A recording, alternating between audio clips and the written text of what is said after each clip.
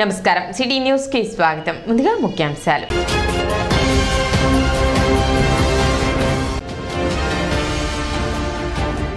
Sub collector కార్యాలయంలో జరిగిన స్పందన కార్యక్రమానికి 6 అర్జీలు వచ్చినట్లు వెల్లడించిన సబ్ కలెక్టర్ ప్రకాష్ జైన్.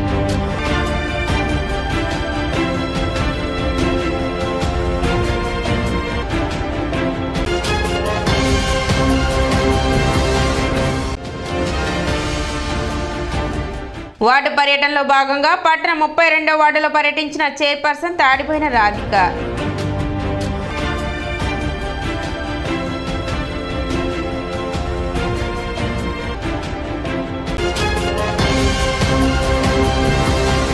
స్థానిక సబ్ కలెక్టర్ కార్యాలయంలో సోమవారం స్పందన కార్యక్రమం జరిగింది. సబ్ కలెక్టర్ ప్రకాష్ జైన్ అర్జీదారుల నుండి అర్జీలను స్వీకరించారు. పోలీస్ శాఖకు సంబంధించి 3, రెవెన్యూ, పంచాయతీరాజ్ శాఖలకు సంబంధించి మరో 3 అర్జీలు వచ్చినట్లు సబ్ కలెక్టర్ తెలిపారు. వచ్చిన ఫిర్యాదులను సంబంధిత అధికారులకు పంపి పరిష్కరిస్తామని చెప్పారు. కార్యక్రమంలో డివిజన్ స్థాయి అధికారులు పాల్గొన్నారు.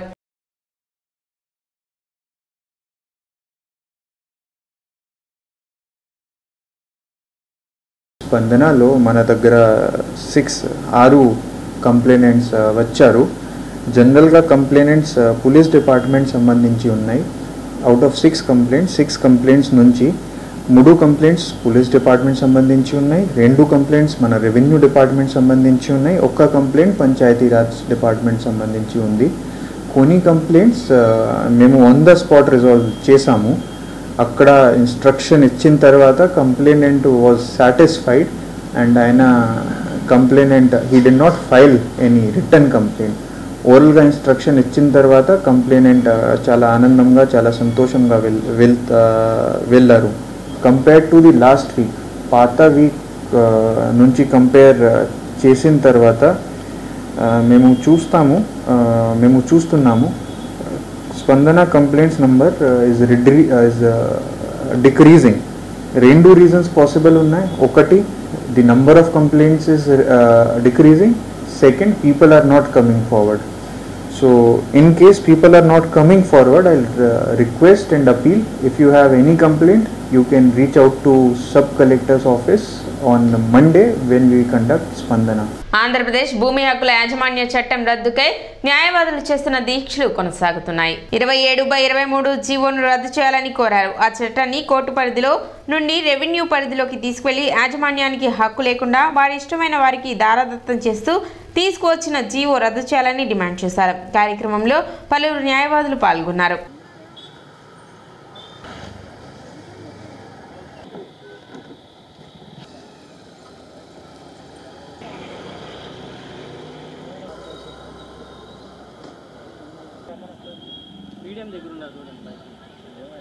ఈరోజు 38వ రోజు రిలే నిరాహార దీక్ష కంటిన్యూ అవుతూ ఉన్నది. ఈ నిరాహార దీక్షలు న్యాయవాదులు, ఈ కక్షిదారులు ఎవరేం చేసినా గవర్నమెంట్ నుంచి ఏ విధమైన ఉలుకు పలుకు లేదు. గవర్నమెంట్ తన పని చేసుకుంటూ పోతున్నది. ఈ మ్యాటరు కోర్టులో పెండింగ్లో ఉన్నది. మరి దానికోసం ఆర్డర్స్ కోసం వెయిట్ చేస్తూ ఈ న్యాయవాదులు తమ నిరసన తెలియజేస్తున్నారు. ఈ ల్యాండ్ టైటిలింగ్ యాక్ట్ గురించి, ఈ భూ వివాద చట్టాన్ని గురించి మేము 38 రోజులుగా నిరసన కార్యక్రమాలు జరుపుతున్నాం. మరి ఈ చట్టం వచ్చినందువల్ల నష్టం ఏంటంటే, ఉన్న వాళ్ళకి, రాజకీయ నాయకులకి, తర్వాత ఎంఆర్ఓతో పలుకుపడుతూ ఉన్న వాళ్ళకి ఉపయోగపడుతుంది. కానీ సామాన్య మానవులకి తీరని నష్టం. అది కక్షిదారులు కూడా గుర్తెరిగి ఈ స్ట్రైక్కి వాళ్ళు కూడా దోహదపడి అందరూ కలిసి ఒక ఉద్యమం లాగా తెచ్చి ఈ చట్టాన్ని రద్దుపరచాలి. అంతవరకు ఈ ఉద్యమం ఆగదు. ఇది మేము మా కోసంగా చేసేది ప్రజల కోసం. ప్రజలకు కూడా దీని గురించి అవగాహన కల్పిస్తున్నాము. కాబట్టి చిన్న రైతులందరూ చాలా నష్టపోతారు ఇది కనుక అమల్లోకి వస్తే. అది గుర్తెరగండి కక్షిదారులందరూ.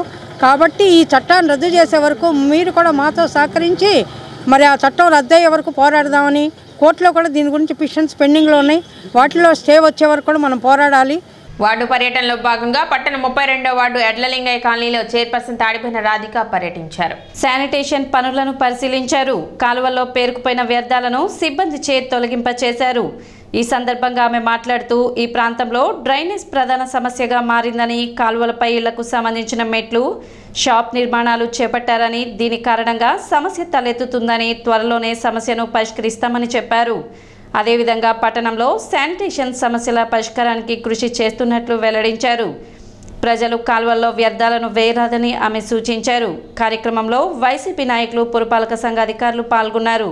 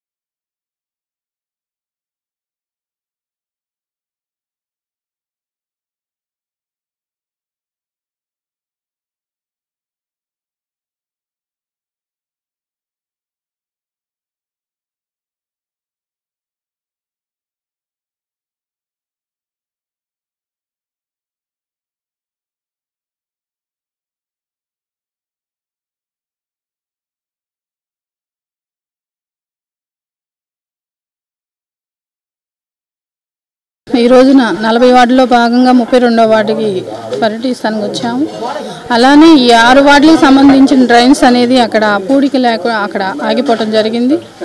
అలానే ప్రజలకి ఎలాంటి ఇబ్బంది కలగకుండా ఉండాలని అలానే త్వరలోనే దీన్ని పరిష్కరిస్తామని ప్రజలు మా దృష్టికి రోడ్డు సమస్య ఒకటి, డ్రైన్స్ ఒకటి తీసుకొస్తాం జరిగింది. వెంటనే పరిష్కరిస్తామని. అలానే ఈ షాపులు వల్ల వాళ్ళంటే బాగా స్లాబ్ లాగా పరిచేస్తారు. కాలువ మీద మెట్లు ఒకటి నిర్ణయించకుండా వాటర్ కూడా ఆగిపోవటం జరిగింది. అది వెంటనే పరిష్కరిస్తామని, రాబోయే రోజుల్లో ఇంకా మెరుగుపరుస్తామని, ప్రజలకి త్వరలోనే దాన్ని వాళ్ళు చెప్పిన సమస్యలన్నీ పరిష్కరిస్తామని కోరుకుంటూ పట్టణంలో 34, 33, 34, 32 వార్డు మీద నుంచి వెళ్ళే డ్రైన్స్ పనులన్నీ మన చైర్మన్ గారు శుభ్రంగా తీయించారు. ఈ రోజున వార్డు పర్యటన విభాగంలో మొత్తం క్లీన్ చేయించారు, శుభ్రంగా చేయించారు. కాకపోతే ఇక్కడ సమస్య ఏంటంటే కొద్దిగా రోడ్లు అన్నీ డౌన్ అయిపోయినాయి. కాలనీ కట్టించినప్పుడు 25 ఏళ్ల క్రితం వేసిన రోడ్లు ప్రజలందరూ వాళ్ళకి అప్లికేషన్లు పెట్టుకున్నారు, మొరబెట్టుకున్నారు. కొన్ని రోడ్లు కట్టించారు, మిగతా రోడ్లు చేస్తామని చెప్పేసి మాటిచ్చారు. కానీ ఈ డ్రైను 6 వార్డులు దాటి నిమ్మకాయల అడ్డుకాడికి వెళ్ళిద్ది ఈ డ్రైను. అటువంటి డ్రైన్ను పూడికి తీసి ఇప్పటికి 3 ఏళ్ళు అయింది. ఆ 3 ఏళ్ల క్రితం తీయించిన పూడికని ఈరోజు శుభ్రంగా చేయించారు. ఈ నెల 8వ తేదీ తెనాలి నియోజకవర్గం కొలకలూరు గ్రామంలో కాంగ్రెస్ పార్టీ ఆధ్వర్యంలో రచ్చబండ కార్యక్రమాన్ని నిర్వహిస్తున్నట్లు డాక్టర్ చందు సాంబశివుడు తెలిపారు. సోమవారం మారిస్పేటలోని కాంగ్రెస్ పార్టీ కార్యాలయంలో ఏర్పాటు చేసిన విలేకరుల సమావేశంలో ఆయన వివరాలు వెల్లడించారు. ఈ కార్యక్రమంలో ఏఐసిసి అధ్యక్షురాలు వైఎస్ షర్మిలతో పాటు కాంగ్రెస్ పార్టీ అగ్ర నాయకత్వం పాల్గొంటుందని తెలిపారు. గుంటూరు, బాపట్ల పార్లమెంట్ పరిధిలో జరిగే ఈ కార్యక్రమాన్ని కాంగ్రెస్ పార్టీ శ్రేణులు విజయవంతం చేయాలని పిలుపునిచ్చారు.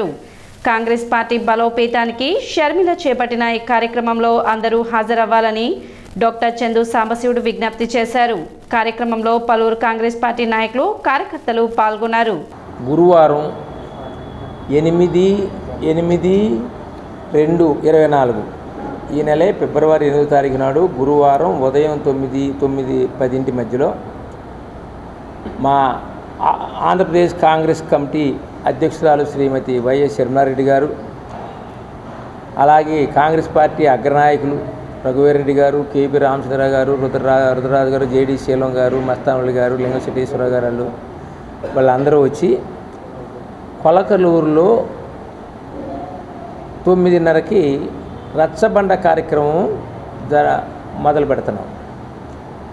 కొలకలూరు జెండా సెట్టు బజార్ సెంటర్లో, జెండా సెట్ సెంటర్లో ఇప్పుడు మా కాంగ్రెస్ పార్టీ నాయకులు, మాజీ ముఖ్యమంత్రి శ్రీ రాజశేఖర రెడ్డి గారు 2009లో గెలిచిన తర్వాత ప్రజా సమస్యలను ఏ రకంగా పరిష్కరించాలి అని దాని గురించి ఆలోచించి దానికి సొల్యూషన్ ఏంటంటే అక్కడ లోకల్ ప్రజల దగ్గరికి వెళ్ళి గ్రామంలో ఎక్కడైతే సెంటర్ ఉంటుందో అక్కడ 10 మంది ఉండసాట అక్కడ వాళ్ళ యొక్క ప్రాబ్లమ్స్ తెలుసుకుని ఆ యొక్క కష్ట నష్టాలు తెలుసుకుని సమస్యలు తెలుసుకుని ఆ సమస్యలకు ఏ రకంగా మనం పరిష్కారం చేయాలి అలా ప్రజల నుంచి సమస్యలు తెలుసుకునే భాగమే ఒకటి పాదయాత్ర. 5 సంవత్సరాల్లో కాంగ్రెస్ పార్టీ చేసిన కార్యక్రమాల వల్ల కానీ విభజించిందనే కోపంతో కానీ ప్రజలు కాంగ్రెస్ పార్టీని దగ్గరకు తీసుకోలేదు. ఇప్పుడు ఆ రోజున రాజశేఖర రెడ్డి గారు చనిపోయే ముందు కూడా కాంగ్రెస్ పార్టీ రచ్చబండ కార్యక్రమానికి వెళుతూ కూడా ఆ రోజున హెలికాప్టర్ ప్రమాదంలో చనిపోయారు. వారు కాంగ్రెస్ జెండా అవతరణం చేసేవారు కూడా చనిపోయింది. కాబట్టి వారి తనయురాలు శ్రీమతి వైఎస్ షర్మిల గారు మా నాన్నగారు ప్రవేశపెట్టిన కార్యక్రమాలు అన్నీ అమలు జరగటం లేదు అనే ఉద్దేశంతో కాంగ్రెస్ ప్రభుత్వంలోకి వచ్చి ఈ కాంగ్రెస్ ప్రభుత్వంలో వారి నాన్నగారి కోరికలన్నీ కూడా అమలు చేయాలని ఆమె కోరిక. ఇప్పుడు చిన్న విరామం.